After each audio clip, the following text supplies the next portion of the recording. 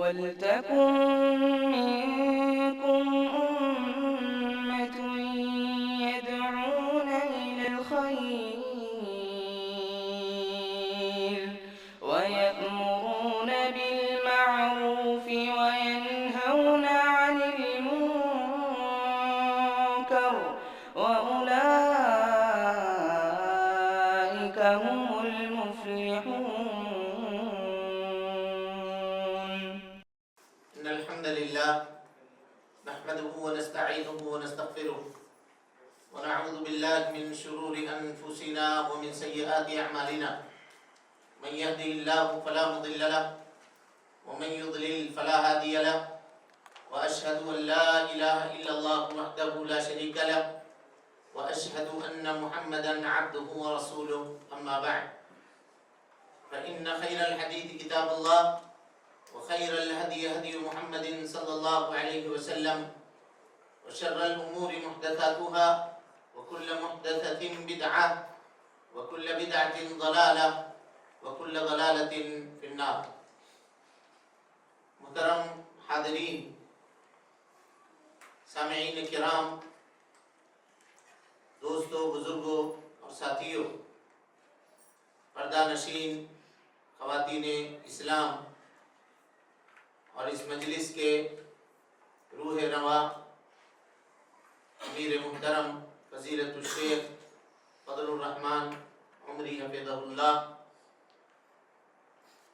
اس course میں ہم آپ تمام حضرات کا خیر مقدم کرتے ہیں اور اللہ رب العالمین سے یہ دعا کرتے ہیں کہ اللہ تعالی ہم سب کے مل بیٹھنے کو قبول فرمائے، علم دین، علم نافع سیکھنے، اس کے مطابق عمل کرنے، اس کی دعوت عام کرنے اور اس راستے میں آنے والی مصیبتوں کے اوپر اللہ رب العالمین ہم سب کو صبر کی توفیق نصیب فرمائے۔ قبل اس کے کہ اس درس کا آغاز کروں، ایک دو باتیں آپ کے سامنے رکھ دینا مناسب اور ضروری سمجھتا ہوں۔ وہ بات یہ ہے کہ کلاس کے ختم ہونے کے بعد آپ حضرات جو کاغذات آپ کو دیے گئے ہیں اس میں اپنے نام اور اپنے فون نمبر درج کروا دیں۔ ساتھ ہی جن لوگوں کو ابھی یہ کتاب نہیں ملی ہے، انشاءاللہ آئندہ جب وہ آئیں گے نیکسٹ اتوار ان کو وہ کتاب فراہم کر دی جائے گی۔ اسی طرح سے خواتین سے ہماری یہ گزارش ہے کہ خوب غور کے ساتھ اس درس کو سننے کی کوشش کریں اور پوری دل جمعی کے ساتھ بیٹھیں کہ آپ نے اپنا قیمتی وقت صرف اس لیے نکالا ہے کہ آپ اللہ رب العالمین کے دین کو اور اس کی شریعت کو صحیح طریقے سے سمجھ سکیں۔ لہذا جب اس کام کے لیے ہم نے اپنے آپ کو فارغ کیا ہے تو پورے طور پہ ہم کو اس میں اپنے آپ کو لگانا چاہیے اور پورے انہماک کے ساتھ درس میں شرکت کرنی چاہیے۔ اور آپ کو ہم یہ بھی بتلا دیں کہ یہ صرف ابھی نقطۂ آغاز ہے۔ اس جیسے 3 کورس ہم لوگوں کے پاس ریڈی اور تیار ہیں، اور ان تمام کا مسائل سماج اور معاشرے سے ہونے والے معاملات سے ہیں، جن میں سے ابھی جو پہلی چیز آپ کے سامنے ہے کامیاب ازدواجی زندگی کے سنہرے اصول۔ 5 ہفتوں میں انشاءاللہ اس کو مکمل کرنے کے بعد اگر آپ لوگوں کی دلچسپی رہی تو ایک دوسرا کورس ہے جو 4 سے 5 ہفتوں میں مکمل ہوگا انشاءاللہ۔ اس میں پردہ، لباس، کون سا لباس پہننا جائز ہے، کون سا لباس پہننا ناجائز ہے، اسی طرح سے زیب و زینت، میک اپ کرنا، زیب و زینت اختیار کرنا، کون سی چیزیں جائز ہیں، کون سی چیزیں ناجائز ہیں، یہ پوری تفصیل کتاب و سنت کی روشنی میں آپ کے سامنے ہم رکھنے کی کوشش کریں گے۔ دوسرا کورس ہوگا، اور اس کے بعد تیسرا کورس جو ہوگا وہ خاندانی مسائل کے اوپر، میاں بیوی کے درمیان جو مسائل ہوتے ہیں، ساس کے درمیان، بہو کے درمیان جو مسائل ہوتے ہیں، اسی طرح سے سسر کے درمیان، داماد کے درمیان جو مسائل ہوتے ہیں، یہ جو خاندانی مسائل ہوتے ہیں ان مسائل کے تعلق سے ایک مستقل کورس پھر ہم لوگ رکھیں گے۔ لیکن یہ آنے والے جو کورس ہیں اس کو طے کرنے کے لیے آپ کی دلچسپی ضروری ہے۔ اگر آپ کی دلچسپی رہی اور آپ نے اس میں انہماک دکھایا اور آپ سیکھنے کے طلبگار ہوئے تو انشاءاللہ آپ کو سکھانے میں کوئی کمی نہیں کی جائے گی، بلکہ اس کمیٹی کا الحمدللہ یہ مقصد ہے کہ جس طرح سے بھی ہو علم اور شریعت کے تعلیمات کو آپ کے سامنے عام کیا جائے، اس کے لیے یہ محفل سجائی گئی ہے۔ اب آپ کی ذمہ داری ہے کہ آپ خود بھی آئیں اور اپنے ساتھ اپنے لوگوں کو لے کر کے آئیں اور لوگوں کو جوڑنے کی کوشش کریں۔ دیکھیے آج جو ہمارا معاشرہ اور سماج ہو گیا نا، ہم لوگ چاہتے ہیں کہ کوئی بھی چیز 2 سے 3 سیکنڈ میں کہہ دیجیے۔ ریل دیکھ رہے ہیں نا، ریل سن کے دماغ ایسا ہو گیا کہ اب پوری بات 30 سیکنڈ میں کہہ دیجیے آپ۔ اسی لیے اگر کوئی چیز تفصیل سے پڑھائی جاتی ہے تو 1 ہفتہ 2 ہفتے کے بعد لوگ تھک جاتے ہیں، کیا بہت لمبا چل رہا ہے، اتنا لمبا کہاں پڑھتے ہیں۔ لیکن اس میں ہوتا کیا ہے کہ جو چھلکا ہوتا ہے کسی بھی چیز کا، وہ چھلکا ان کو ملتا ہے، اصل گودا جو ایسنس ہے اس سے وہ غافل ہوتے ہیں۔ لہذا پختہ اور مضبوط علم اگر آپ چاہتے ہیں تو اس کے لیے آپ کو وقت لگانا پڑے گا، تب جا کر کے تفصیلات آپ کے سامنے آئیں گی۔ ہفتے میں 1 دن 1 سے 1.5 گھنٹے کا وقت نکالنا ہے، بس آپ تیار ہوئیے۔ اگر آپ تیار ہیں تو انشاءاللہ ذمہ داران بھی تیار ہیں اور ذمہ داران کے ساتھ ہم بھی تیار ہیں۔ ہمارے یہ علم کی مجلس ہمیشہ سجتی رہے گی اور اللہ رب العالمین ہم سب کے اوپر سکینت کا اور سکون کا نزول فرماتا رہے گا۔ اب اس مختصر سی تمہید کے بعد ہمارے دین میں نکاح کی عظمت کیا ہے، اس کے تعلق سے چند باتیں ہم آپ کے سامنے رکھنے کی کوشش کریں گے۔ نکاح کی اہمیت کیا ہے؟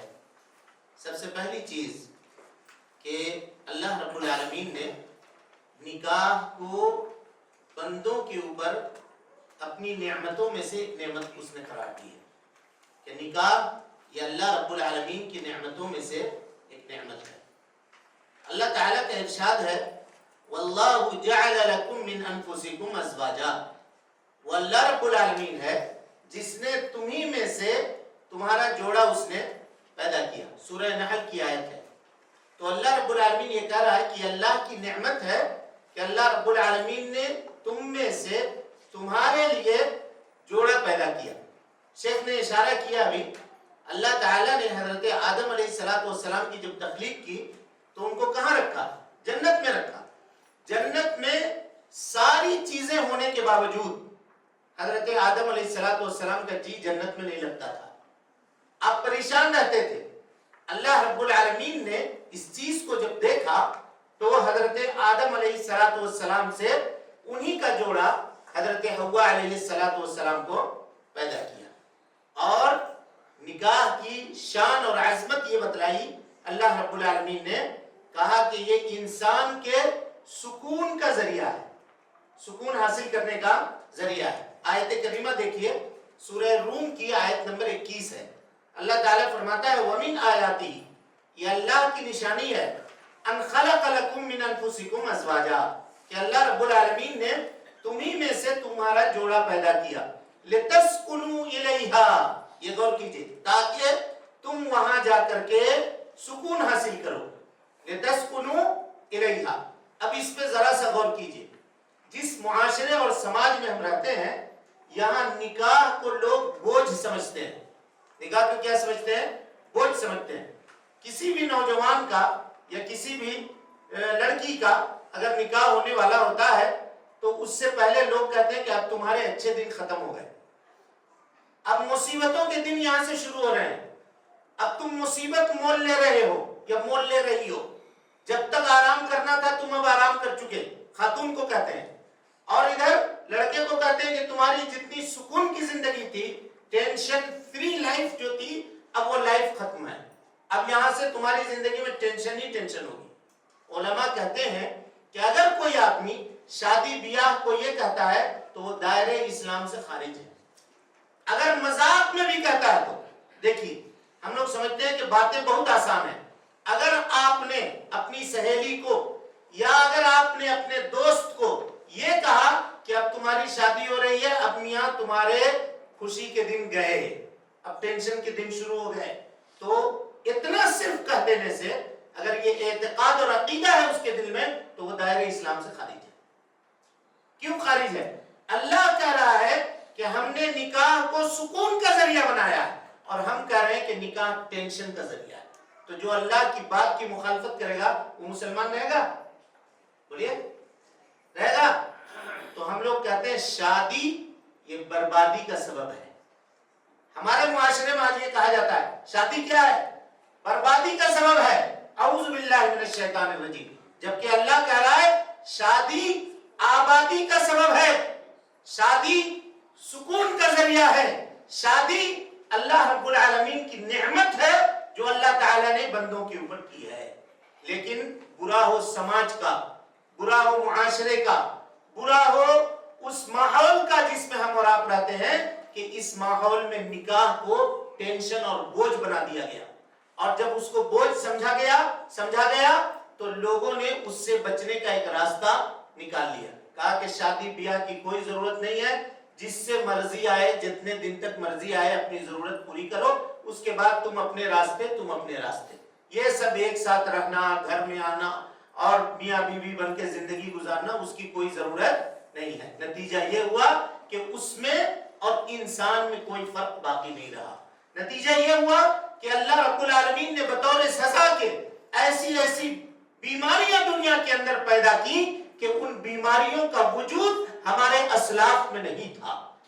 علامہ ابن تیمیہ رحمۃ اللہ علیہ کہتے ہیں کہ جب کوئی قوم برائی کے نئے طریقے ایجاد کرتی ہے اللہ رب العالمین ان میں بیماری کا نیا طریقہ بھیج دیتا ہے اور ایسے طریقے بھیجتا ہے کہ ان کے اسلاف میں ان بیماریوں کا تذکرہ تک نہیں تھا. ڈاکٹر حیران ہے کہ یہ کون سی بیماری ہے، لا علاج بیماری، ریسرچ پہ ریسرچ کیے جا رہے ہیں لیکن وہ بیماری ختم ہونے کا نام نہیں لیتی. اس کی وجہ یہ ہے کہ ہم نے فطری طریقوں کو چھوڑ کر کے غیر فطری طریقوں کو اختیار کرنا شروع کیا. اور اس کی وجہ کیا بنی؟ وجہ یہ بنی کہ نکاح کو ہمارے دماغ میں بوجھ بنا کر کے پیش کیا گیا کہ یہ بوجھ ہے، یہ انسان کے آزادی کو ختم کر دینے والی ہے، یہ پاؤں میں بیڑی ہے جس کو آدمی بادل ناخواستہ پہنتا ہے. خوشی سے کوئی اپنے پاؤں میں زنجیر نہیں بندھواتا.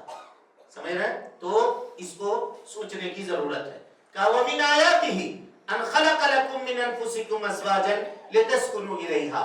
یہ اللہ رب العالمین کی نشانی ہے کہ اس نے تمہیں میں سے تمہارا جوڑا پیدا کیا تاکہ تم سکون حاصل کرو. وَجَعَلَ بَيْنَكُمْ مَوَدَّةً وَرَحْمَةً. اور اللہ تعالیٰ نے تمہارے درمیان الفت و محبت پیدا کر دی. إِنَّ فِي ذَلِكَ لَآيَاتٍ لِقَوْمٍ يَتَفَكَّرُونَ.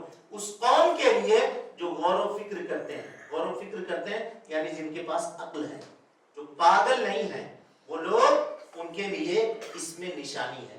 کیسی نشانی ہے؟ دیکھیے، دو خاندان ہیں، الگ الگ ہیں، دونوں کا آپس میں کوئی تعلق نہیں ہے، کوئی رشتہ داری نہیں ہے، لیکن نکاح کے بندھن میں ایک گھر کا لڑکا ایک گھر کی لڑکی جب اس مقدس رشتے میں بندھ جاتے ہیں تو دونوں کی پریشانی ایک ہو جاتی ہے، دونوں کی مصیبتیں ایک ہو جاتی ہیں، دونوں گھر ایک ہو جاتے ہیں، خاندان بنتا ہے اور اس سے انسان کو تقویت حاصل ہوتی ہے. یہ اللہ رب العالمین کی نشانی ہے. نکاح کی عظمت کا اندازہ آپ اس سے بھی لگائیے. روئے زمین پہ جتنے انبیاء تشریف لائے، جتنے بھی انبیاء ہیں، تمام انبیاء نے نکاح کی ہے اور تمام کے ذریت ہیں یعنی ازواج ہیں، ان کے بال بچے ہیں، بیویاں بھی ہیں اور بال بچے بھی، سوائے ایک آدھ کو چھوڑ کر کے. جیسے حضرت یحییٰ کے بارے میں کہا جاتا ہے کہ ان کی شادی نہیں ہوئی تھی، اور کچھ لوگ حضرت عیسیٰ کے بارے میں کہتے ہیں کہ ان کی شادی نہیں ہوئی تھی، لیکن راجح قول یہ ہے کہ حضرت عیسیٰ علیہ السلام کی بھی شادی ہوئی تھی. انجیل کے کچھ پرانے نسخوں میں یہ تذکرہ ہے کہ حضرت عیسیٰ نے شادی نہیں کی تھی، حالانکہ یہ بات درست نہیں ہے. تو جتنے انبیاء ہیں ان تمام انبیاء نے کیا کیا ہے؟ نکاح کی ہے، شادی کی ہے. آیت دیکھیے، اللہ تعالیٰ فرماتا ہے وَلَقَدْ أَرْسَلْنَا رُسُلًا مِّن قَبْلِكَ. اے اللہ کے نبی صلی اللہ علیہ وسلم، آپ سے پہلے ہم نے بہت سارے رسولوں کو بھیجا دنیا میں. وَجَعَلْنَا لَهُمْ أَزْوَاجًا وَذُرِّيَّةً. اور ان رسولوں کے بیویاں تھیں اور ان کے بال بچے تھے. یعنی ہر رسول نے اپنی خانگی زندگی گزاری ہے. ہر رسول باپوں اولاد کے باپ بھی ہیں اور بیویوں کے شوہر بھی ہیں. اگر یہ چیز بوجھ ہوتی یا مصیبت ہوتی تو کیا انبیاء اس کو اپناتے یا انبیاء اس کو کرتے؟ ہرگز نہیں کرتے. نکاح کی عظمت کو دیکھیے. اللہ تعالیٰ فرماتا ہے کہ اللہ کے نبی جناب محمد رسول اللہ صلی اللہ علیہ وسلم نے فرمایا کہ نکاح کیا ہے؟ آپ صلی اللہ علیہ وسلم کی سنت ہے. نکاح اللہ کے نبی صلی اللہ علیہ وسلم کی سنت ہے. اور آپ نے واضح الفاظ میں فرمایا، کہا فمن رغب عن سنتی، جو میری سنت سے اعراض کرے گا فلیس منی، وہ مجھ سے نہیں ہے. کچھ لوگ آئے تھے امہات المومنین میں سے حضرت عائشہ صدیقہ رضی اللہ عنہ کے پاس، اور ان لوگوں نے نبی صلی اللہ علیہ وسلم کے زندگی کے حالات کو معلوم کیا. آپ کی زندگی کیسے ہے؟ تو ام المومنین نے کہا کہ نبی صلی اللہ علیہ وسلم رات کو سوتے بھی ہیں، جگتے بھی ہیں، تہجد بھی پڑھتے ہیں، اسی طرح سے دن کو روزہ بھی رکھتے ہیں، کبھی روزہ سے نہیں بھی رہتے ہیں، اور آپ اپنے گھریلو کام کاج بھی کرتے ہیں. تو ان لوگوں نے نبی صلی اللہ علیہ وسلم کے اس عمل کو کم جانا. اس عمل کو کیا جانا؟ کم جانا. کچھ لوگ ترجمہ کرتے ہیں کہ اپنے عمل کو کم جانا. نہیں، اپنے عمل کو کم نہیں جانا، نبی کے عمل کو کم جانا. اور کیا کہا؟ کہا ان اللہ قد غفر له ما تقدم من ذنبه وما تاخر. اللہ نے نبی صلی اللہ علیہ وسلم کے اگلے اور پچھلے گناہ معاف کر دیے ہیں، تو ان کے لیے اتنا عمل چلے گا. لیکن رہی بات میری، تو میں کبھی بھی نکاح نہیں کروں گا. ایک نے کہا انا لا اتزوج النساء، نکاح ہی نہیں کروں گا. دوسرے نے کہا کہ میں اصوم ولا افطر ابدا، ہمیشہ روزہ رکھوں گا، کبھی بھی افطار نہیں کروں گا. اور تیسرے نے کہا کہ میں جنگل جا رہا ہوں، وہیں کسی درخت کے نیچے بیٹھ جاؤں گا، اللہ اللہ اللہ اللہ کرتے اپنی زندگی وہیں گزار دوں گا، لوگوں سے ملوں گا نہیں، کچھ نہیں کروں گا. یہ لوگ گئے یہاں سے نکل کر. مسلم کی روایت ہے، اللہ کے نبی صلی اللہ علیہ وسلم کو وحی کے ذریعے اس کی خبر لگی کہ 3 لوگ آئے تھے اور اس طرح سے ارادہ کر کے یہاں سے نکلے ہیں. نبی صلی اللہ علیہ وسلم منبر لگواتے ہیں، منبر پہ کھڑے ہوتے ہیں، لوگوں کو اکٹھا کرتے ہیں اور کہتے ہیں انتم الذین قلتم کذا وکذا، تم لوگ ہو جو کہتے ہو میں ایسا کروں گا ایسا کروں گا ایسا کروں گا. کہا مجھے دیکھو، روئے زمین میں اللہ کا سب سے زیادہ ڈرنے والا بندہ ہوں. اللہ کا خوف سب سے زیادہ میرے دل میں ہے، میں اللہ کو سب سے زیادہ پہچانتا ہوں. میں نے نکاح بھی کیے ہیں، میں اپنے گھریلو معاملات کو بھی دیکھتا ہوں، میں رات کو تہجد بھی پڑھتا ہوں، رات کو سوتا بھی ہوں، میں روزہ بھی رکھتا ہوں، افطار بھی کرتا ہوں. جان لو فمن رغب عن سنتی، جو میری سنت سے اعراض کرے گا فلیس منی، وہ ہم میں سے نہیں ہے، وہ ہم میں سے نہیں ہے. تو اس سے نکاح کی عظمت کا اندازہ ہوا کہ انسان کے ایمان کا مدار کیا ہے؟ نکاح ہے. اسی کو اللہ کے نبی صلی اللہ علیہ وسلم نے فرمایا کہ جس کو نیک بیوی ملی، اور سے سنیے، جس کو نیک بیوی ملی اللہ نے اس کے آدھے دین کے حفاظت کا انتظام کر دیا. اب اسے چاہیے کہ وہ آدھے دین میں اللہ سے ڈرنے کی کوشش کرے. یعنی نکاح آدھا ایمان ہے جو کہتے ہیں نا، مطلب یہ ہے کہ جس کو نیک بیوی ملی اسے یہ سمجھنا چاہیے کہ اس کا آدھا دین اس سے اللہ رب العالمین نے مکمل کیا. کیسے مکمل کیا وہ باتیں ابھی آپ کے سامنے آئے گی. نکاح کی عظمت یہ ہے کہ نکاح وہ خزانہ ہے، اور سے سنیے، جس کے ذریعے سے آدمی دنیا کا سب سے قیمتی خزانہ حاصل کرتا ہے. سب سے قیمتی خزانہ حاصل کرتا ہے. اللہ کے نبی صلی اللہ علیہ وسلم نے فرمایا، یا صحابہ نے نبی سے آ کر کے پوچھا کہ اللہ کے نبی صلی اللہ علیہ وسلم سب سے بہترین چیز یا مال کیا ہے جسے ہم حاصل کریں، جسے اکٹھا کریں اور جسے ہم جمع کریں؟ تو اللہ کے نبی صلی اللہ علیہ وسلم نے کہا افضلہ لسان ذاکر، سب سے بہترین چیز کہ آدمی کی زبان کیا ہو؟ شکر گزار، شکر گزاری کرنے والی زبان آدمی کو ملے. وقلب شاکر، ایسا دل ملے جو شکر گزار کرنے والا، شکریہ ادا کرنے والا ہو. زبان ایسی ملے جو اللہ کا ذکر کرنے والی ہو، دل ایسی حالت ملے جو اللہ رب العالمین کا شکریہ ادا کرنے والی ہو. وَزَوْجَةٌ مُؤْمِنَةٌ، اور ایسی مومنہ خاتون اس کو حاصل ہو جائے تو وَتُعِينُهُ عَلَى إِيمَانِهِ جو اس کے ایمان کے اوپر اس کی مدد کرنے والی ہے. یعنی بیوی انسان کے ایمان کے اوپر کیا کرتی ہے؟ مدد کرتی ہے. اللہ کے نبی صلی اللہ علیہ وسلم اس حدیث میں یہ کہہ رہے ہیں کہ اگر بیوی مومنہ ہے تو وہ مرد کے ایمان کی حفاظت کرتی ہے. اس کی دلیل دیکھیے کس طرح سے مرد کے تقویت حاصل ہوتی ہے ایک نیک اور صالحہ بیوی سے. اللہ کے نبی صلی اللہ علیہ وسلم جب غار حرا سے لوٹے، آپ خوف میں تھے، ڈرے ہوئے تھے، پہلی وحی کا نزول ہوا تھا، جسم کانپ رہا تھا، تھر تھر تھر تھر. گھر آئے، کہتے ہیں زملونی زملونی، مجھے چادر اڑا دو، مجھے چادر اڑا دو، فإنی اخاف علی نفسی، اب میں بچوں گا نہیں، لگتا ہے میرے موت کا وقت قریب آ گیا ہے. کوئی خاتون غیر تربیت یافتہ ہوتی تو ساتھ میں وہ بھی رونا شروع کر دیتی، کیا ہو گیا؟ ہم آپ کو کہتے تھے اکیلے مت جائیے، غار حرا میں مت بیٹھیے.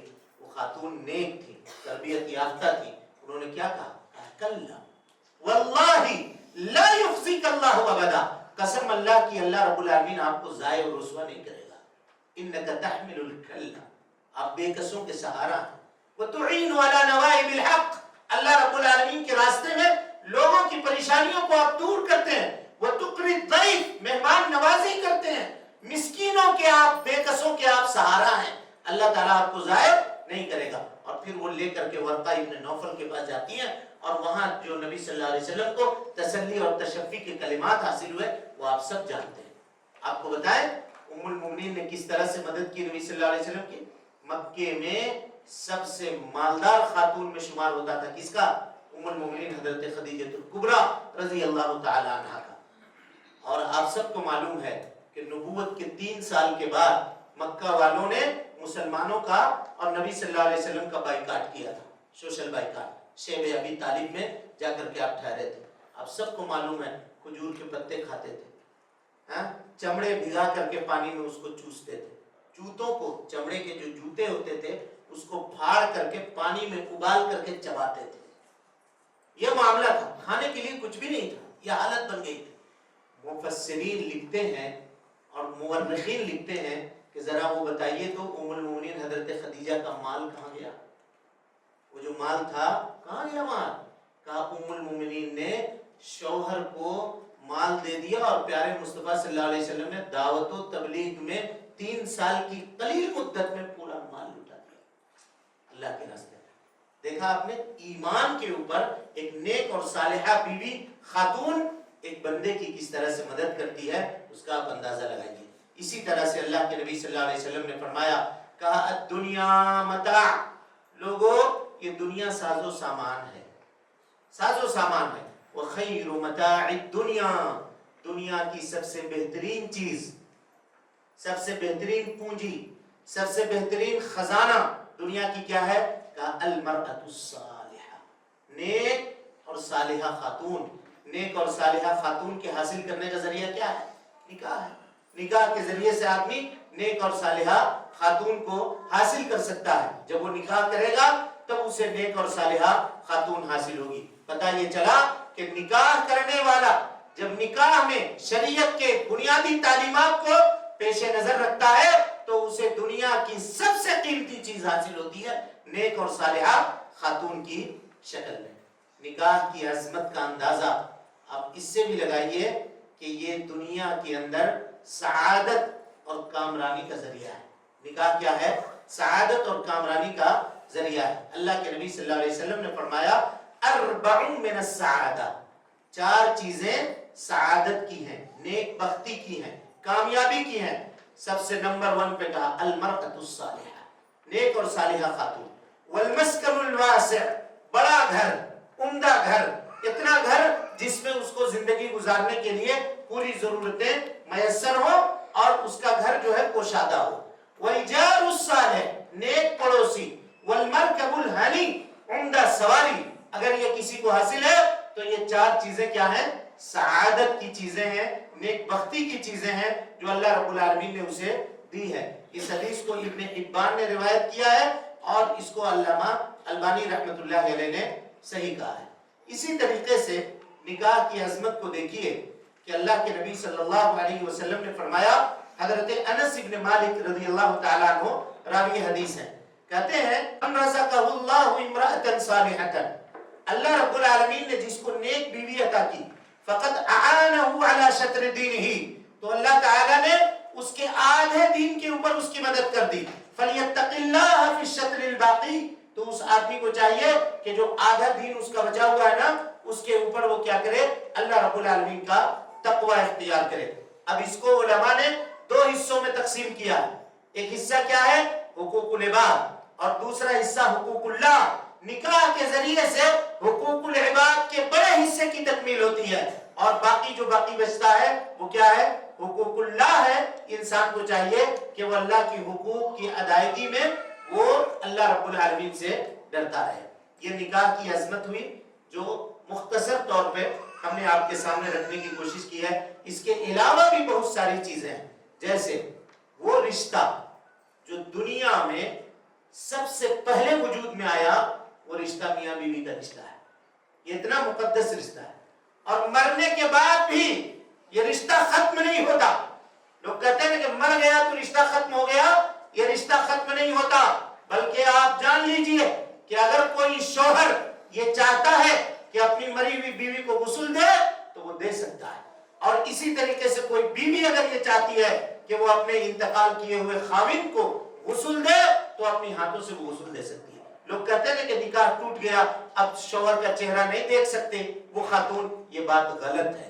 سماج اور معاشرے میں پھیلی ہوئی یہ جو رواج ہے، یہ رواج کیا ہے، غلط ہے۔ دونوں ایک دوسرے کو غسل بھی دے سکتے ہیں، اور جیسا کہ شیخ نے بیان کیا، کل قیامت کے دن سب کے سب اگر نیک ہیں تو اللہ رب العالمین دنیا کے اس خاندان کو جو یہاں ہے ایسے ہی اس کو اٹھا کر کے جنت میں رکھ دے گا۔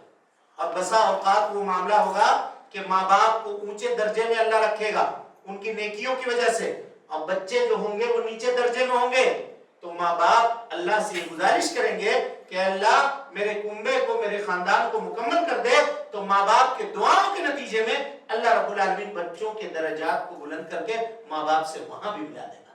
یعنی جو کنبہ اور خاندان نیک ہے، صالح ہے، ایماندار ہے، تو دنیا میں یہ جس طرح سے اکٹھے ہیں قیامت کے دن بھی اسی طرح سے اکٹھے رہیں گے اور ایک ساتھ رہیں گے۔ اب غور کیجئے یہ کتنی بڑی خاندانی رشتے کا میرے بھائیوں مضبوطی کا اس سے پتہ چلتا ہے۔ اسی طرح سے شوہر کے انتقال کے بعد اللہ رب العالمین نے خاتون کو اس کے مال میں حقدار بنایا، اور خاتون کے انتقال کے بعد شوہر کو خاتون کے مال میں حقدار بنایا۔ اس سے یہ پتہ چلا کہ یہ رشتہ وہاں ختم نہیں ہوتا ہے، یہ اتنا مضبوط بندھن ہے۔ لوگ کہتے ہیں کہ نکاح جو ہے نا یہ کچے دھاگے کا بندھن ہے۔ کیا ہے؟ کچے دھاگے کا بندھن ہے۔ کچا دھاگا جن کا ہوگا ان کا ہوگا، ہمارا اتنا کچا دھاگا نہیں ہے، ہمارا بہت مضبوط بندھن ہے، بہت مضبوط بندھن ہے۔ اتنا مضبوط بندھن ہے کہ مرنے کے بعد بھی قائم رہتا ہے اور قیامت تک باقی رہے گا، ہمیشہ یہ باقی رہنے والا یہ رشتہ ہے، اور یہ کچا دھاگا نہیں ہے۔ ہاں اس کے کچھ وجوہات ہیں، کچھ معاملات ہیں، جب انسان اس کی پاسداری نہیں کرتا ہے نا تو پھر اس کے زندگی کے اندر مسائل اور پریشانی شروع ہوتے ہیں۔ اب آئیے نکاح کے معنی کیا ہیں اس کو دیکھتے ہیں، پھر مقصد کی طرف لوٹیں گے ہم لوگ۔ نکاح عربی زبان میں کہتے ہیں کسی بھی چیز کو ملانا یا کسی دو چیز کو ایک کر دینا، کسی دو چیز کو ایک کر دینا۔ وہ درخت جو سامنے سامنے لگے ہوئے ہوں، کوئی باغ ایسا ہو جس کے درخت سامنے سامنے لگا دیے گئے ہیں، تو اوپر چل کر کے ان کی ڈال آپس میں ایک دوسرے سے مل جاتی ہے نا، ایسے اس درخت کی ڈال ادھر مل گئی، اس درخت کی ڈال ادھر مل گئی، تو عرب کہتے ہیں تناکحت الاشجار، درخت آپس میں کیا ہو گئے، مل گئے۔ اسی طریقے سے بارش جب نازل ہوتی ہے آسمان سے تو زمین میں گرنے کے بعد زمین اس کو کیا کرتی ہے، جذب کر لیتی ہے۔ اس جذب کرنے کو عرب کہتے ہیں نکح المطر الارض، زمین نے یا بارش نے زمین سے کیا کیا، نکاح کیا۔ تو یہ نکاح کا لغوی معنی ہے ملانے کے، ایک ہونے کے۔ اس کے ذریعے سے میاں بیوی ایک ہوتے ہیں، دو خاندان والے ایک ہوتے ہیں، اسی لیے نکاح کو کیا کہتے ہیں، نکاح، یہ اس کا لغوی معنی ہوا۔ اصطلاح میں نکاح کہتے ہیں اقتران کو، اقتران مانے ملانے کو، اور اسی طرح سے ارتباط کو، ارتباط مانے ایک دوسرے سے ربط پیدا کرنے کو، کنیکشن پیدا کرنے کو کیا کہتے ہیں؟ نکاح کہتے ہیں۔ اور دو لفظ قرآن نے استعمال کیا ہے، ایک تو نکاح اور ایک زواج، دو لفظ ہے۔ جیسے اللہ تعالیٰ فرماتا ہے احشروا الذین ظلموا وازواجہم وما كانوا يعبدون، اور اسی طرح سے اللہ فرماتا ہے وَإِذَا النُّفُوسُ زُوِّجَتْ وَإِذَا النُّفُوسُ زُوِّجَتْ، کہ جب قیامت کے دن اللہ تعالیٰ لوگوں کو ملا دے گا، لوگوں کو ملا دے گا۔ یہاں پہ تجویز کا معنی ملا دینے کے معنی میں ہے۔ اسی طریقے سے احشروا الذین ظلموا وازواجہم، یہاں پر بھی ایک جیسے یا ملے ہوئے لوگوں کا تذکرہ ہے۔ تو پتہ چلا نکاح اور زواج یہ دونوں لفظ ایک ہی معنی کے اندر استعمال ہوتا ہے۔ شریعت میں علماء نے اصطلاحی بہت ساری تعریفیں نکاح کی بیان کی ہیں، لیکن سب سے پسندیدہ اور مختار اور پسندیدہ اور بہترین تعریف جو دلائل سے میل کھانے والی ہے وہ یہ ہے کہ نکاح ایک ایسا پیکٹ ہے، ایک ایسا معاہدہ ہے، ایک ایسا معاہدہ ہے، ایک ایسا وعدہ ہے، یہ کہہ سکتے ہیں نکاح، جس سے میاں بیوی سے آپس میں فائدہ اٹھانا جائز ہو جاتا ہے اور وہ دونوں ایک دوسرے کے لیے حلال ہو جاتے ہیں۔ یہ اصطلاحی معنی ہے نکاح کا۔ اب جب اصطلاحی معنی نکاح کی آپ سمجھ گئے، لغوی معنی آپ سمجھ گئے، اس کے عام طور پہ معنی صرف یہی ہے ملا دینے کے۔ نکاح کے معنی ملا دینا، دو خاندان آپس میں ملتے ہیں، میاں بیوی آپس میں ملتے ہیں، اسی کو نکاح کہتے ہیں۔ ربط پیدا کرنا، باہم جوڑا بنا دینا، اسی کو نکاح کہا جاتا ہے۔ نکاح کے مقاصد کیا ہیں؟ مقاصد میں آج ہم لوگ یہ سمجھتے ہیں کہ نکاح کیا ہے؟ ایک فارملٹی ہے، سب کر رہے ہیں تو ہم بھی کر رہے ہیں، نہیں کریں گے تو لوگ پوچھتے ہیں کیوں نہیں شادی کی اب تک، ہے نا؟ اس معاملے کو ختم کرنے کے لیے آدمی شادی کرتا ہے، یا کسی کا اور مقصد ہوتا ہے۔ بہت ساری مقاصد لوگوں کے نگاہوں کے اندر ہوتی ہیں، لیکن شریعت نے نکاح کے مقاصد کو طے کیا ہے۔ نکاح کے مقاصد ہیں، نکاح کا موٹو ہے، نکاح کیوں کیا جائے اس کی وجہ ہے، اسی وجہ سے انسان کو چاہیے کہ نکاح کرے۔ سب سے پہلی چیز نکاح میں جو ہے وہ یہ ہے کہ انسانی نسل کی افزائش ہو۔ نکاح میں یہ مقصد ہونی چاہیے کہ انسانی نسل جو ہے وہ بڑھے۔ اللہ تعالیٰ فرماتا ہے وَاللَّهُ جَعَلَ لَكُم مِّنْ أَنفُسِكُمْ أَزْوَاجًا، وہ اللہ رب العالمین ہے جس نے تمہیں میں سے تمہارا جوڑا پیدا کیا۔ وَجَعَلَ لَكُم مِّنْ أَزْوَاجِكُمْ، اور تمہاری بیویوں سے اس نے تم کو بیٹے عطا کیے، بنینا، بیٹے عطا کیے، وَحَفَدَ، پوتے عطا کیے، بیٹے عطا کیے، پوتے عطا کیے، وَرَزَقَكُم مِّنَ الطَّيِّبَاتِ، اور اللہ رب العالمین نے تم کو پاکیزہ روزی عطا کی، تم کو پاکیزہ روزی عطا کی۔ اس سے یہ پتا چلا کہ اللہ رب العالمین بطور احسان اس کا ذکر کر رہا ہے۔ اچھا، ایک جگہ اللہ تعالیٰ کہتا ہے وَالَّذِي خَلَقَ مِنَ الْمَاءِ بَشَرًا، سورہ روم کی آیت ہے، وہ اللہ ہے جس نے پانی سے انسان کو پیدا کیا۔ خَلَقَ مِنَ الْمَاءِ بَشَرًا وَجَعَلَهُ نَسَبًا وَسِحْرًا، اور اس نے اس کو نسب والا اور سسرالی رشتے والا بنا دیا۔ دیکھا آپ نے، سسرالی رشتے کا تذکرہ کس نے کیا؟ اللہ نے کیا۔ نسب کا رشتہ جو ہمارے ابا سے ہے، اور سسرالی رشتہ جس کا تعلق ہمارے ماں سے ہے۔ ایک تعلق جو میرا ننیحال ہے وہ میرے ابا کا سسرال ہے، اور جو میرا سسرال ہے وہ میرے بچے کا ننیحال ہے۔ تو اسی کو اللہ رب العالمین نے کہا وہ اللہ ہے جس نے انسان کے دو رشتے عطا کیے، ایک رشتہ جس کا تعلق نسب سے ہے جو باپ دادا اس میں آتے ہیں، اور ایک رشتہ سسرال کا ہے جس میں اس کی ساس، اس کے سسر، یا اسی طرح سے اس کے نانا، اس کے نانی، اس کے خالہ، اور یہ سارے کے سارے لوگ اس طرف سے رشتہ داری کے بندھن کے اندر بنتے ہیں۔ اور اللہ کے نبی صلی اللہ علیہ وسلم نے نکاح کے مقصد کو بیان کرتے ہوئے فرمایا کہا تزوجوا الودود الولود فإنی مکافر بکم یوم القیامہ، لوگو تم آپس میں باہم محبت کرنے والی خاتون سے نکاح کرو۔ کہا کیوں؟ اس لیے کہ قیامت کے دن اپنے امت کے کثرت کے اوپر دوسرے امتوں کے اوپر میں فخر کیا کروں گا۔ یعنی نکاح یہ اس کا مقصد یہ ہے کہ ہماری وجہ سے ہمارے نبی جناب محمد رسول اللہ صلی اللہ علیہ وسلم کو فخر کا سامان قیامت کے دن مہیا ہو، فخر کا سامان قیامت کے دن مہیا ہو۔ اسی طرح سے نکاح کے مقصدوں میں سے ایک مقصد یہ ہے کہ آپس میں الفت و محبت کا پیدا ہونا، آپس میں الفت و محبت کا پیدا ہونا، رحم، کرم اور آپس میں لطف، مہربانی کے جذبے کو فروغ دینا۔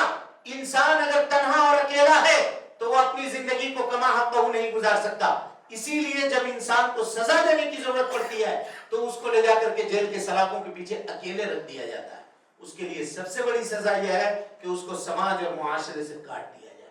لیکن جب آپس میں وہ مل کر رہتا ہے، ایک معاشرے میں رہتا ہے، تو الفت و محبت کا جذبہ اس کے اندر پیدا ہوتا ہے، اور اس کا ذکر اللہ نے کیا وَمِنْ آيَاتِهِ أَنْ خَلَقَ لَكُم مِّنْ أَنفُسِكُمْ أَزْوَاجًا لِتَسْكُنُوا إِلَيْهَا وَجَعَلَ بَيْنَكُم مَّوَدَّةً وَرَحْمَةً۔ الفت اور محبت کا تذکرہ اللہ رب العالمین نے خاص طور پہ کیا ہے۔ اس سے یہ پتا چلا کہ نکاح کے مقاصد میں سے ایک مقصد یہ بھی ہے کہ انسان کی زندگی کے اندر الفت و محبت پیدا کیا جائے، الفت و محبت پیدا کیا جائے۔